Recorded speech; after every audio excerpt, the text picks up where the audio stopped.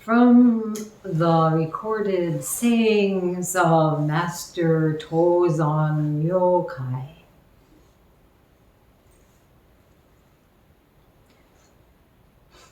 Tozan Ryokai said to Ison Ryu,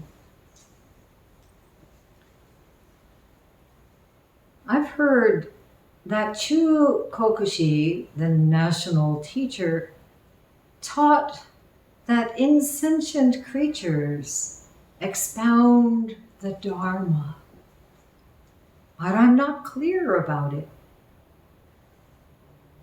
Ison replied, sermons by insentient creatures are given here for us too, but few can hear them. Tozan said, would you please teach me about them? Ison said nothing, just raised his hosu straight up. Tozan said, I don't get it. Would you please explain? Ison replied, I am completely unable to tell you using the mouth that my parents gave me. Why don't you go to Master Ungon's place? When Togan met with Ungon, he asked, who can hear the sermons of insentient creatures? Ungon said, insentient creatures can hear them.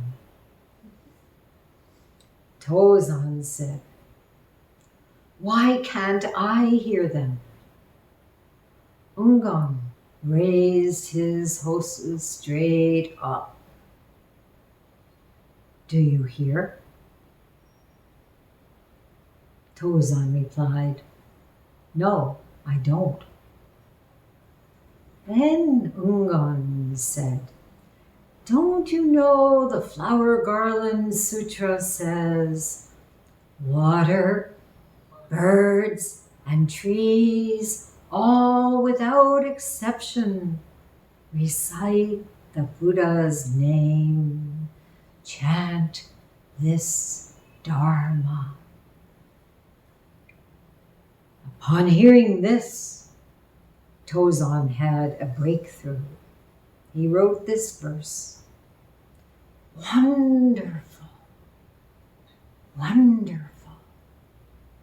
Sermons by insentient creatures.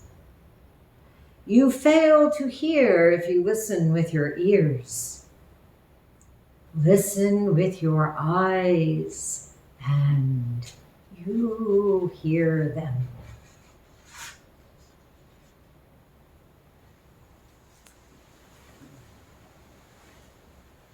Happy anniversary. Happy anniversary. Happy New Year. Happy New Year. Whether or not we were here on September 15th, 1968, and we've already ascertained that quite a few of you have not yet been born when this temple was formally opened. We are sitting together this weekend because of the spiritual journey with all its joys and struggles to which our Dharma ancestors committed their lives.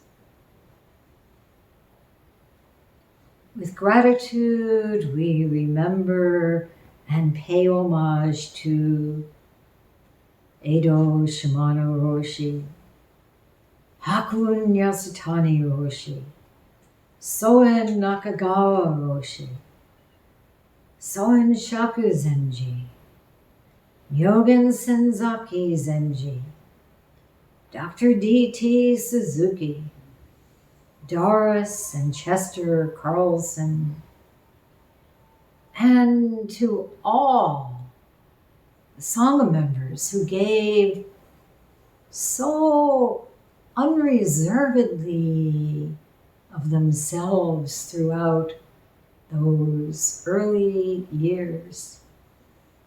And to all of you who continue this Dharma with your dedication and your enthusiastic practice. Most of you were here for the 50th anniversary with all its splendid activities and guest speakers and exhibition and commemorative booklet. What we are doing for this anniversary is the epitome of what New York Zendo is here for. Zazen. From Friday evening through today, we are just sitting.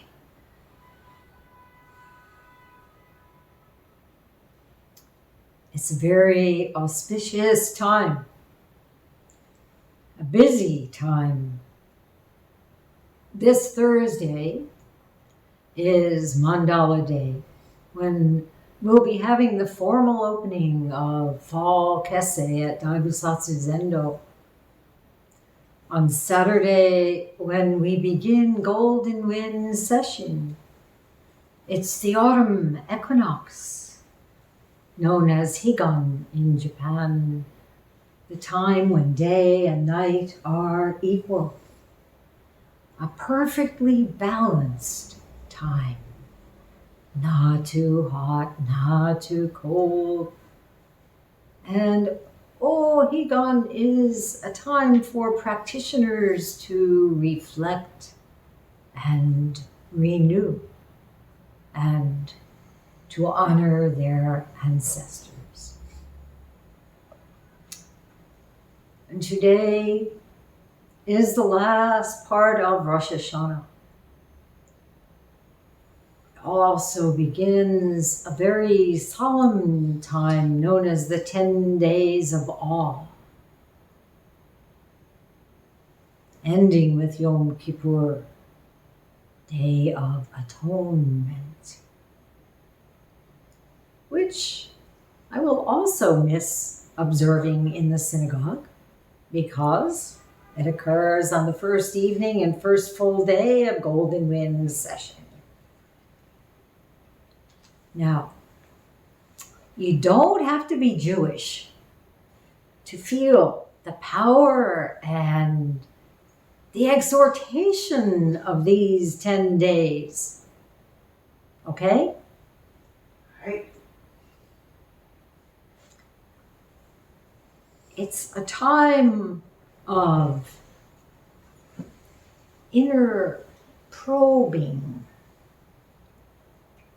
repentance. We acknowledge all the ways in which we have fallen short of our aspiration and vow.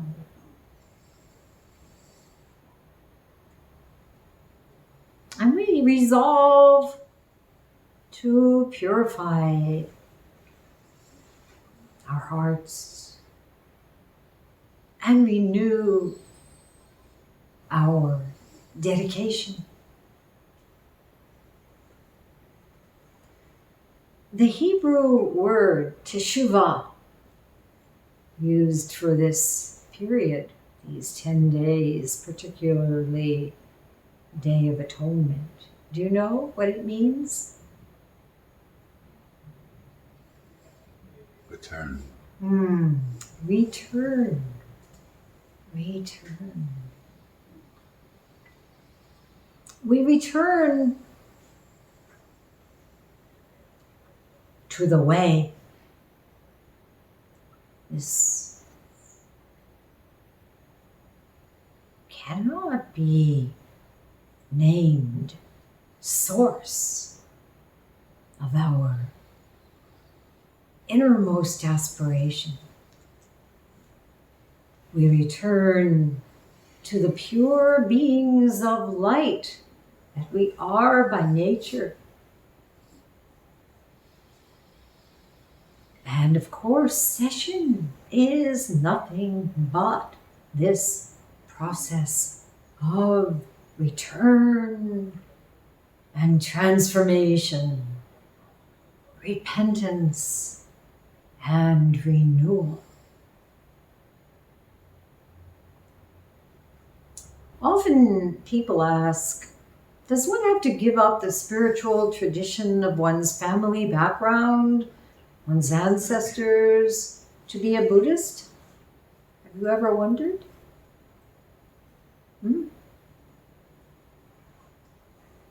Some say no, some say yes, some say I never thought about it. What tradition? Can you be both Christian and Buddhist, Jewish and Buddhist, Islamic and Buddhist? Of course, there are plenty of good examples, people doing so.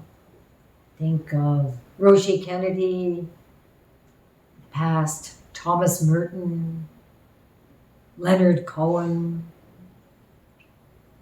Sharon Salzberg, and Norman Fisher, present.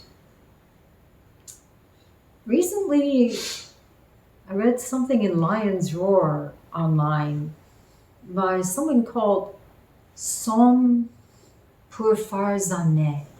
He wrote about his intertwined practice of Islam and Buddhism. And he spoke of it this way.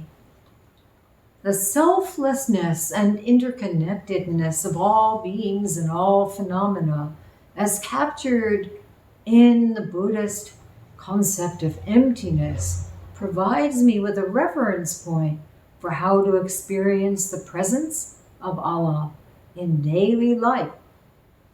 All phenomena are selfless manifestations of Allah, empty of their own inherent existence and dependent on everything around them to function.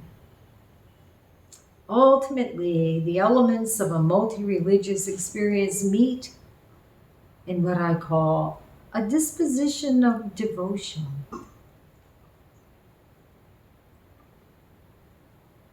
Worship and meditation represent to me different but converging practices pointing toward a similar experience of selflessness and generating the same outcome of compassionate altruism toward all beings. Wonderful? For me, it's not a matter of being both Jewish and Buddhist. It's a matter of being one.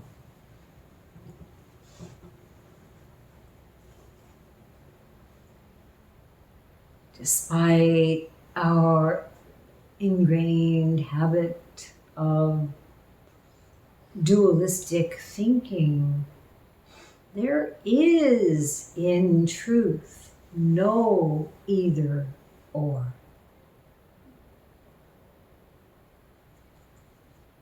Practicing, embodying oneness is not a matter of terminology. We cannot name this one. And this nameless one is what we encounter in everything, without exception. The floors, the stairs, the sidewalks, the stones and trees in the garden, the tea in this cup.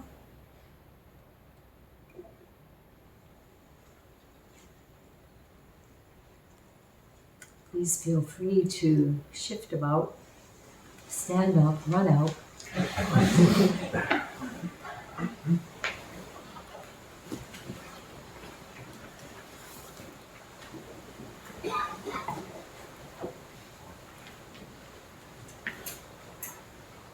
So today, after that long preamble, we are going to look at the case that I read to you earlier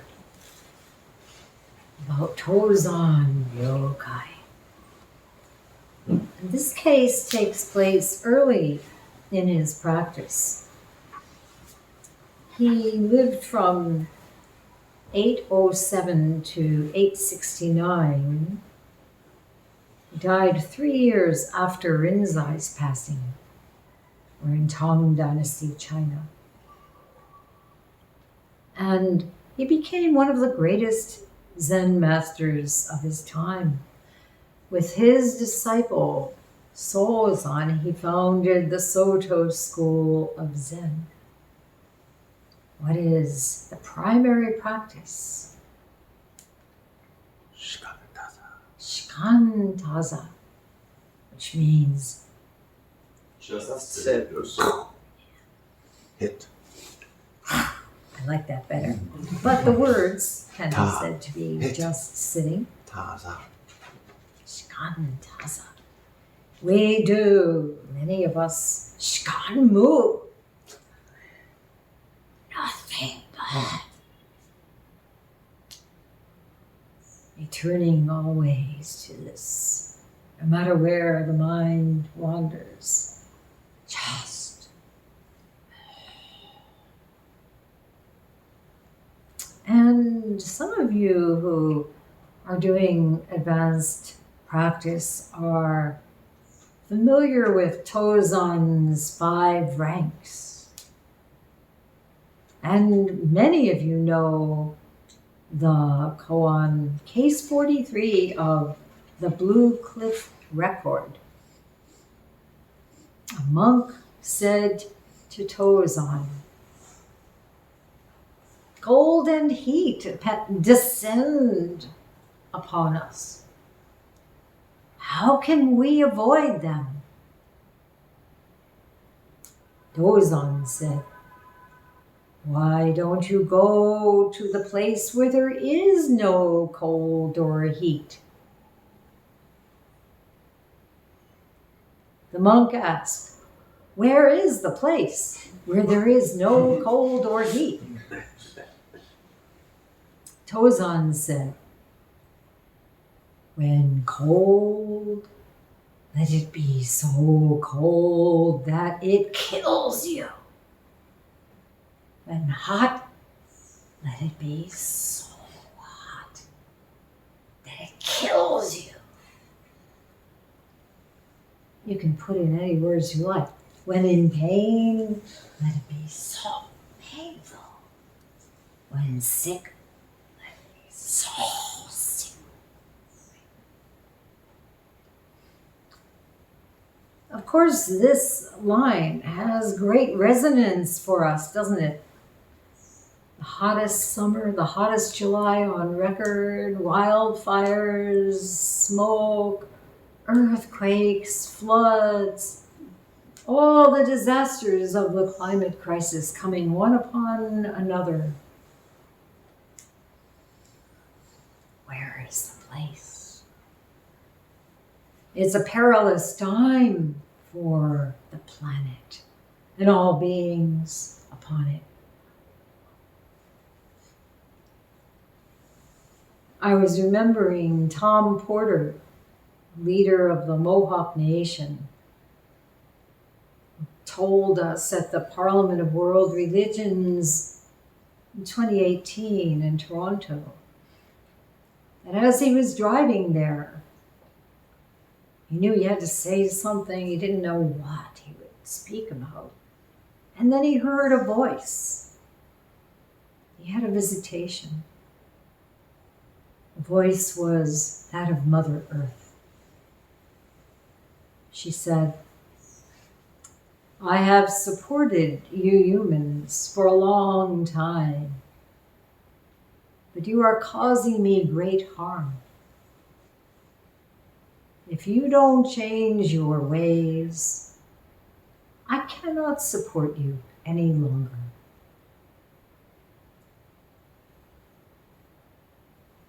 So what do we do? Where can we go? Tozan told the monk, why don't you go where there is no cold or heat? And when he heard these words, he probably wondered, where is that place? It must be out there somewhere.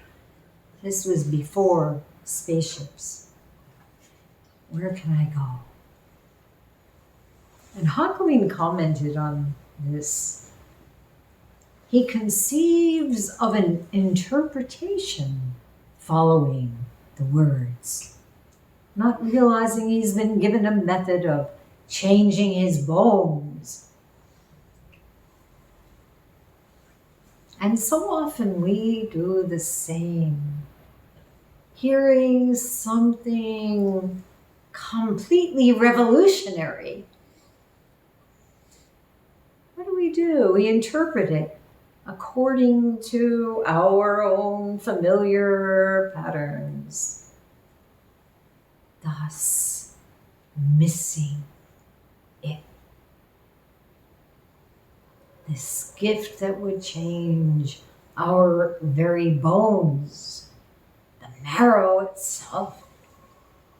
We say, never mind, I love my suffering.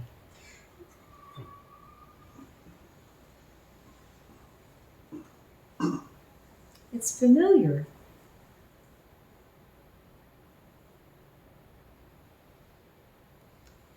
So when cold, let it kill you.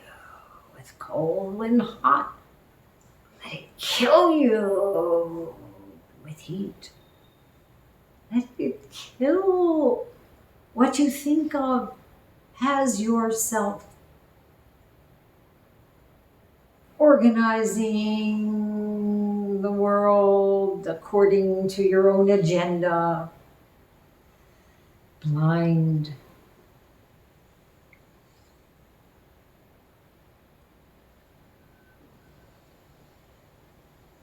To the consequences.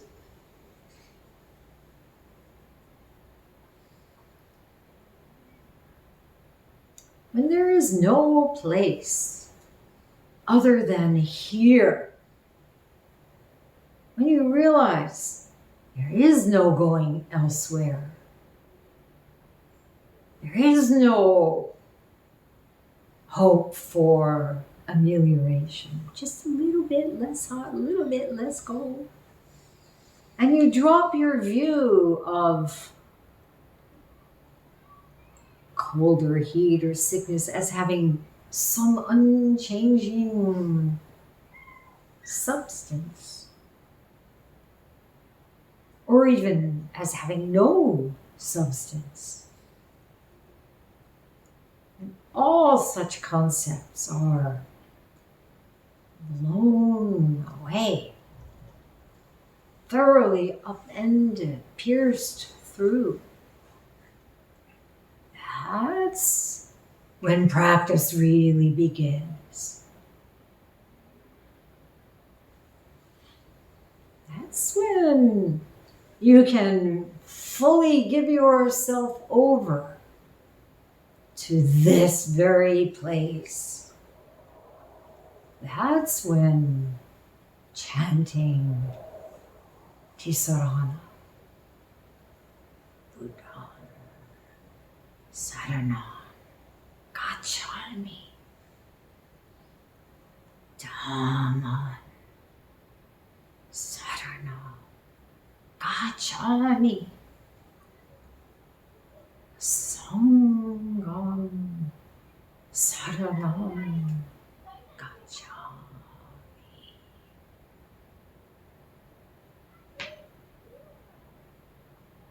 to really mean this. I go. I go. Then what?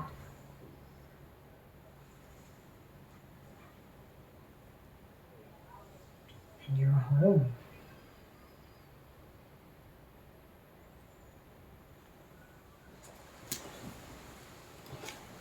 As a young monk, Tozan first went to Nansen's monastery and then to Isan's place. And he asked this wonderful opening question, opening in both senses of the word. Even though he was not completely clear, the question was very intense for him. Something resonated. And this happens for each of us in some way. We ask a question that we may not even realize is the question of our deepest yearning.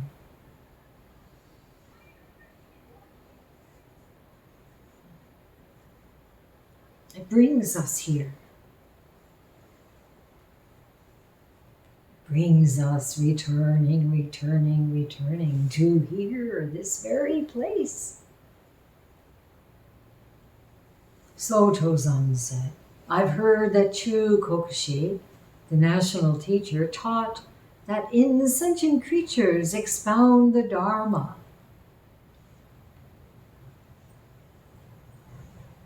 But I'm not clear about it. Isan replied, sermons by insentient creatures are given here for us too, but few can hear them.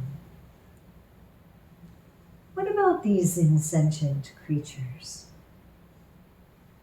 Right here, all around us, right?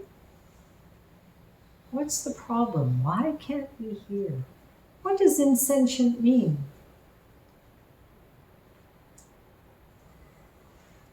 Without consciousness. Without consciousness? So we think. Without being able to feel, right? Sentience is feeling. So insentient creatures, we might say, oh, those objects all around, right? And we tend to think that if things are insentient, they're really not worth caring about. Well, maybe we can get a better deal if we sell something that we've taken good care of and, nice piece of furniture. But basically, it doesn't have sentience, we figure. So therefore we have the climate crisis. We categorize this and this. They don't have feelings, then they're just there to be used, right? We parcel out the world that way. We exploit, we commodify the earth. What's it good for? Build a highway through there, dam up that river, clear cut that forest. There's a lot of money to be had. Until it doesn't support us anymore.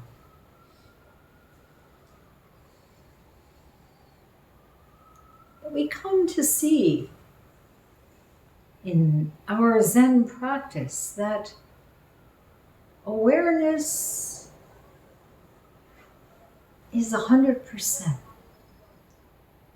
And awareness is everything. And awareness is in everything. When you become aware, the floor becomes aware of you. That mutuality. Yes, I will support you, Mother Earth said for a long time until you break that contract. So, come to this realization that the mountain understands us.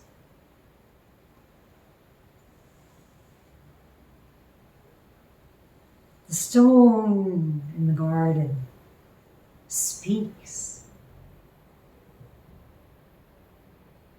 The trees, now scientists are telling us, oh, they have this amazing network of communication. Everything does. Everything.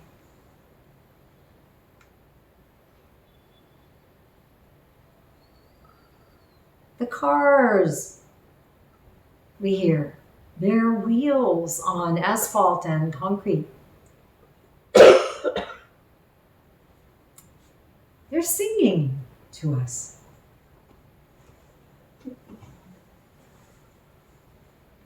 Kokan spoke yesterday beautifully about his car, his Saab. And he thought it was a sob story. And then lo and behold, Bodhisattva's mechanical parts began to operate.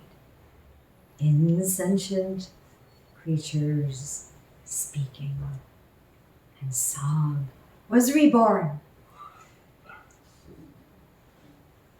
The restoration of this floor, he pointed out, with all its thousands and thousands of little rectangles. Quite a project to engage with this kind of restoration and this kind of work. We actually hear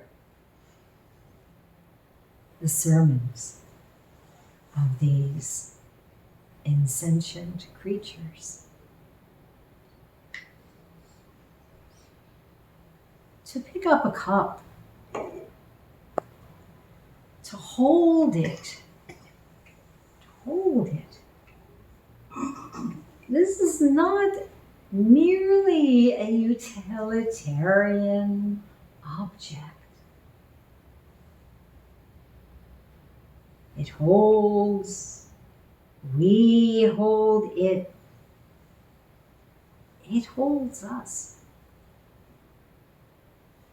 This is what we mean by reverential mind. It's not that we are going to a specific place and praying to some specific deity or statue or any of that.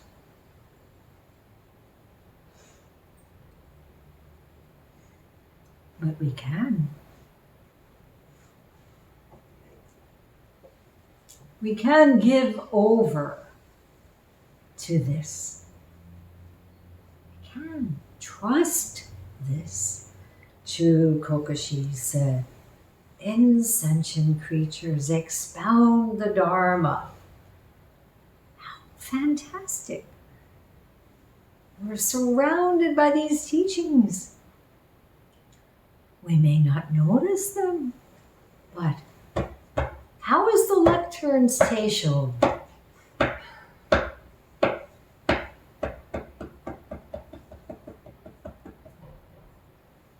We meet, yes?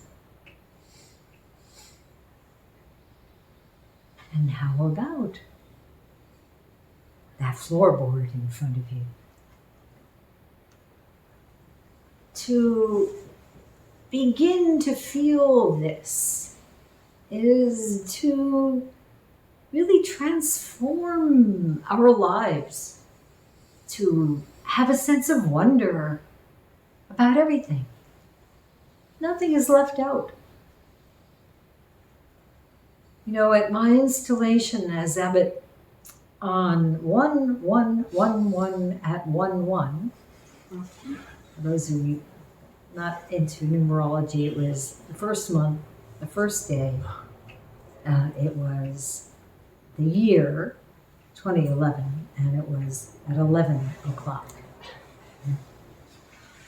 Intentionally chosen. Umon, I spoke on at that Teisho. Umon's Blue Rock Collection, case 86. He addressed his monks and said, each of you has your own light. If you try to see it, everything is darkness. What is your own light? Eh?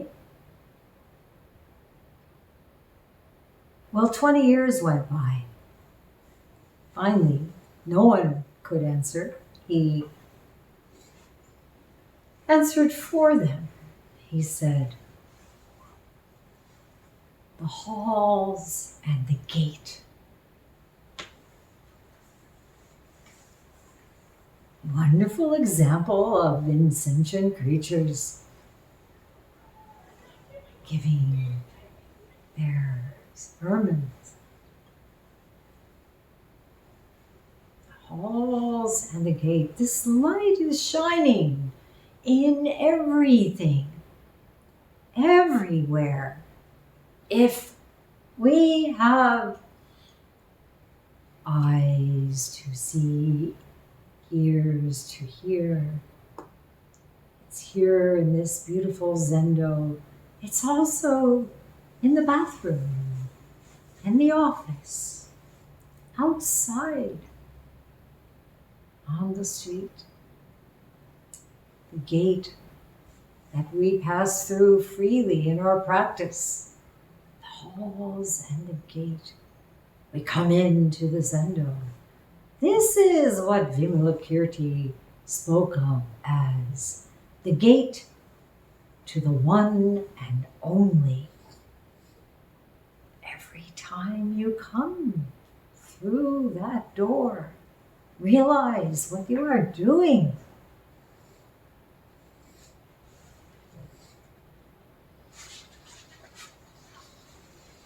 We chant in Bodhisattva's vow, who can be ungrateful or not respectful even to insentient beings? When you hear that line, what comes to mind?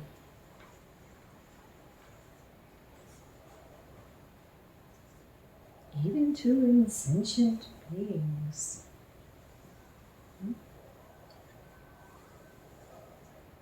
Have you ever gotten angry at an insentient being? Yes. Yes, of course, we all have. They don't always do what we want them to do. Especially things like computers, I have noticed. Just, you never saved that file.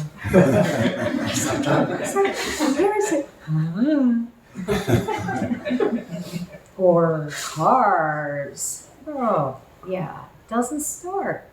Why?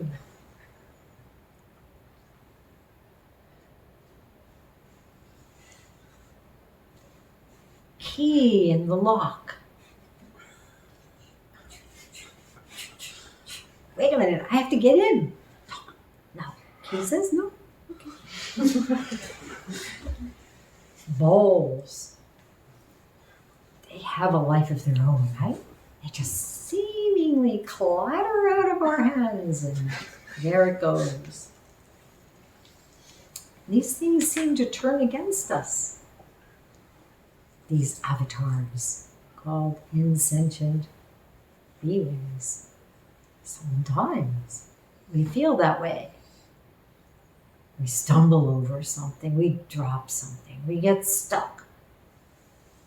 But these actually are the great teachings, the avatars of Buddha, as we recite. There are so many stories about Zen masters who came to great awakenings just that way. Kyogen, he was raking around Chu Kokoshi's grave, a stone hit a stalk of bamboo. Ping!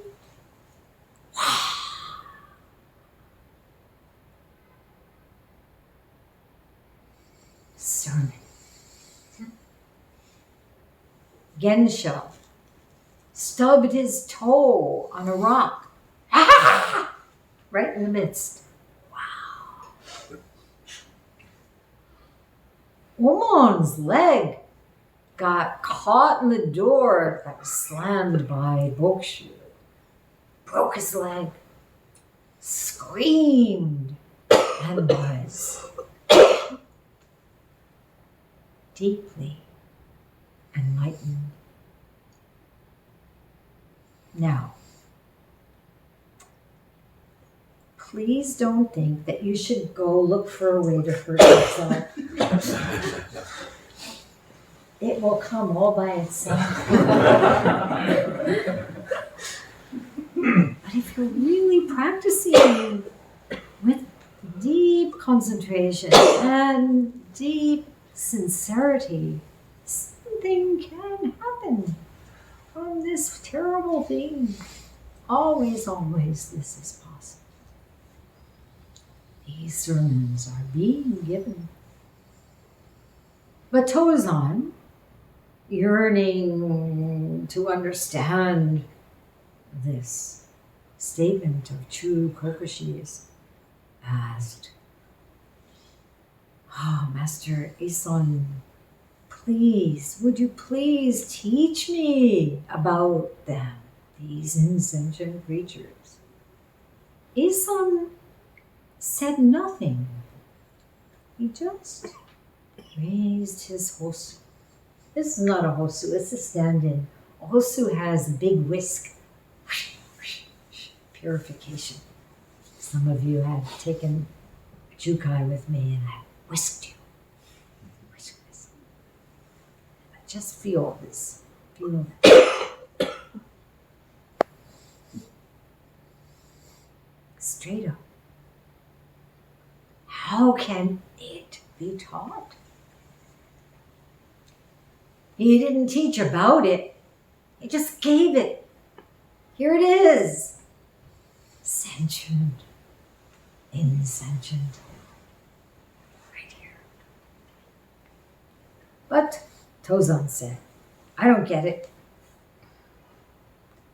Would you please explain in all sincerity and humility? So often, this is kind of a rare thing, right? We want to look good. We don't want to look clueless. Oh, yeah, I get it. Okay. What the hell is that? Just to say, I don't get it. Isan replied, I am completely unable to tell you using the mouth that my parents gave me. What is this mouth that my parents gave me?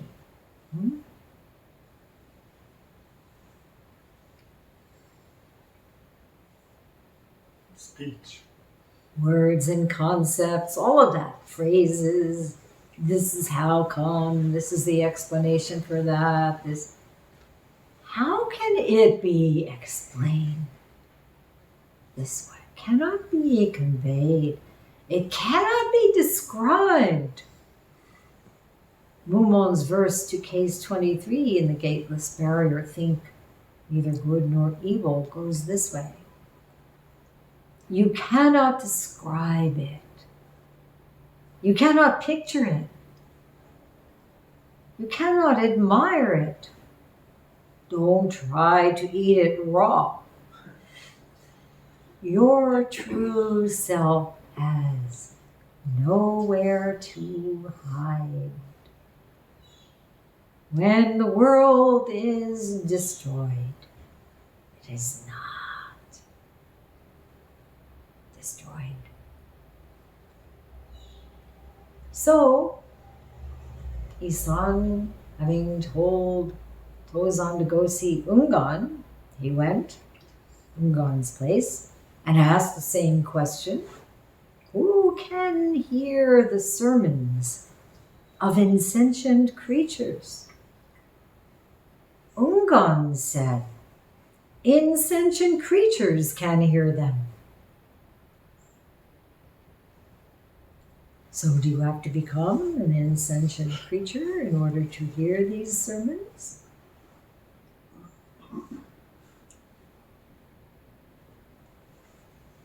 Tozan asked, why can't I hear them? Ungon raised his host straight up. Do you hear?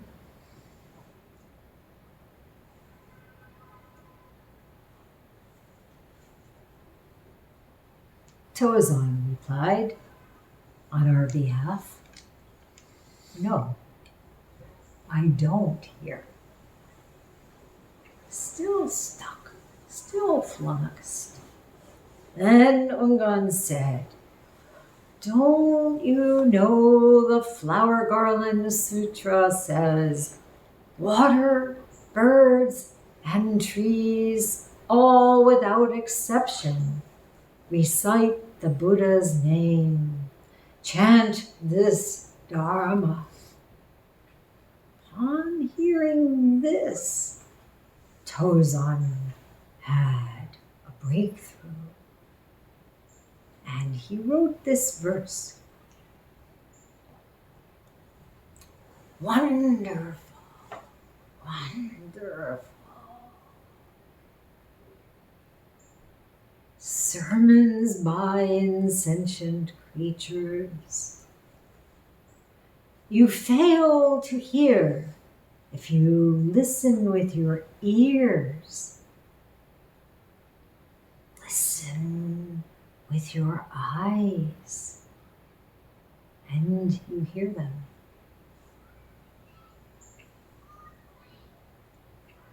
To hear with your eyes.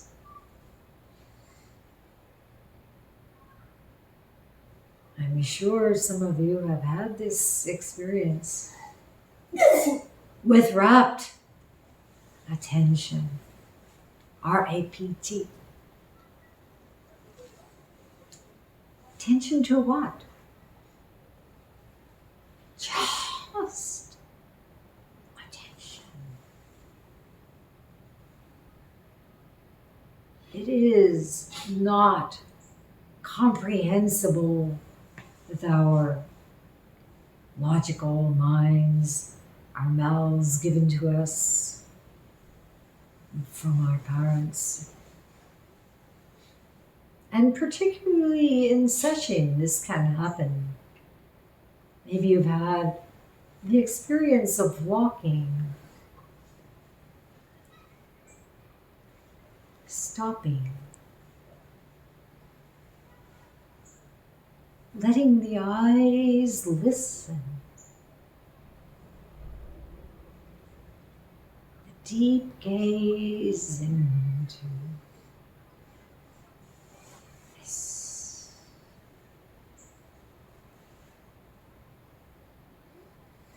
Most of the time, everyone's too busy. This use orientation takes over.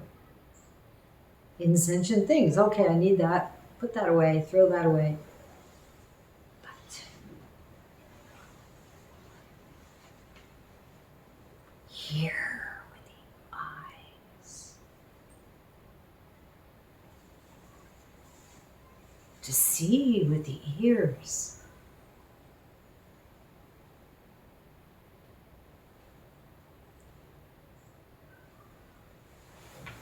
So there's a bit of a coda to this koan.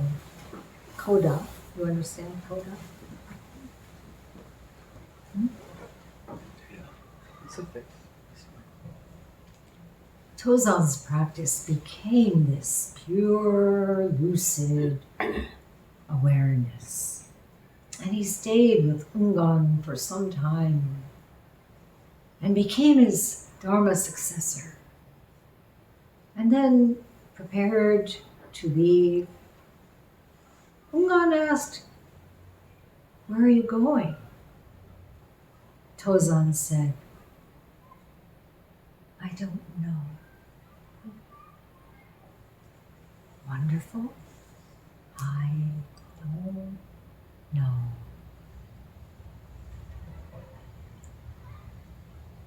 Remember when Master Rinzai was about to leave Obaku and go on pilgrimage, and Obaku asked him,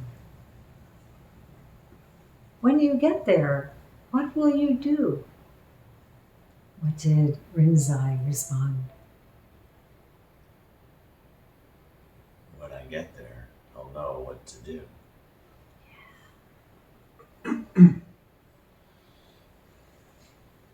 No future projection, just this. When I get there. Ungon then told Tozan, "Sooner or later, you'll return." Tozan said, "When you have an abode, I'll return." What an enjoyable Dharma exchange. What abode? What return? Diamond Sutra tells us, cultivate the mind that alights on nothing whatsoever, that abides nowhere. No fixed abode. Therefore, we are at home everywhere, and we can return and return and return. Ungon then said, kind of a wistful, W-I-S-T, wistful statement, very human statement. If you leave, it will be difficult to see one another again. You can feel your heart open to this, right? Yeah. It's a wonderful teacher-student relationship. And of course, this intimacy is, as I say, at the same time, very human. Tozan replied, it will be difficult to not see one another. Beautiful. Nothing to do with temporal and spatial concerns. Just this mind to mind, heart to heart.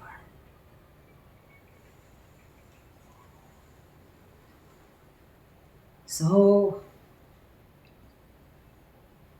seeing with our ears, we will see each other. We will return to this home. This life, another life, never apart from each other. I'm going to be retiring on October 1st, they tell me. But to what? Daido John Luri Roshi, who was abbot of Zen Mountain Monastery, retired a few days before he died on October 9th, 2009. I'm not promising anything. And he said about this case, what happens when the teacher disappears? Is that the end of training? Of course not. The training continues endlessly. That is when the 10,000 things, the whole phenomenal universe, teaches in great profusion. That ultimately is the place where the teachings of the Insentient take place. Does that mean that this teaching is not for everyone to hear? Definitely not. It is constantly taking place.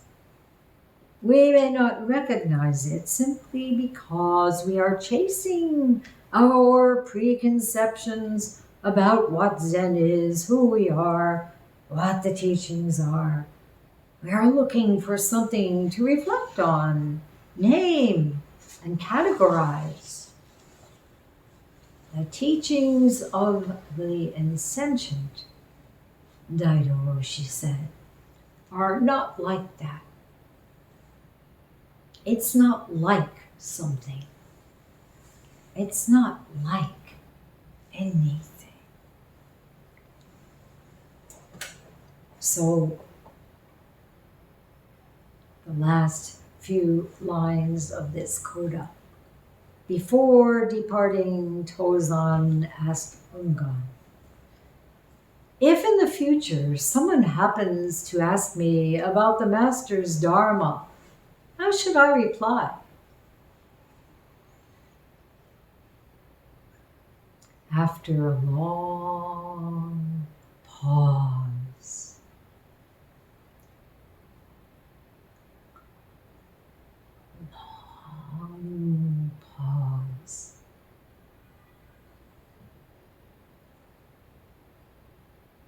listen.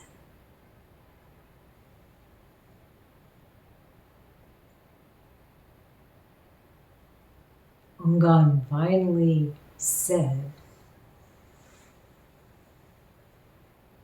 just this is it.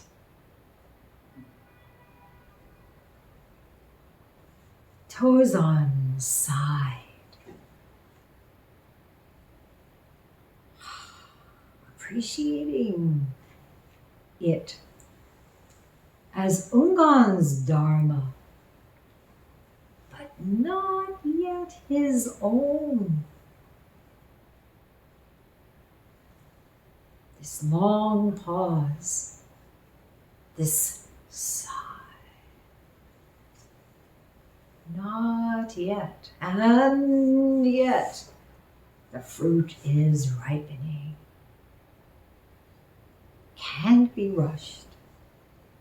With the readiness of time, with the silence of the pause, and then this phrase, just this is it.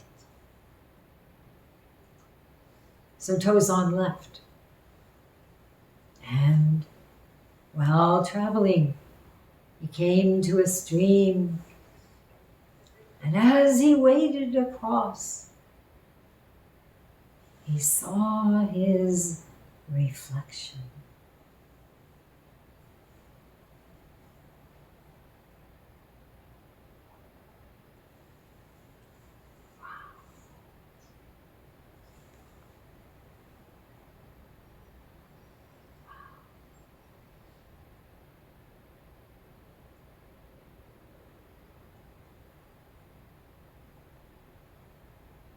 And he wrote this enlightenment verse.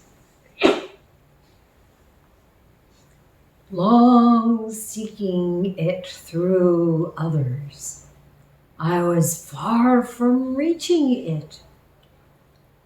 Now I go by myself, and I meet it everywhere.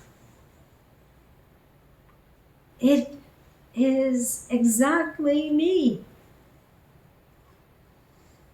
I am not it. Understanding this way, I can be as I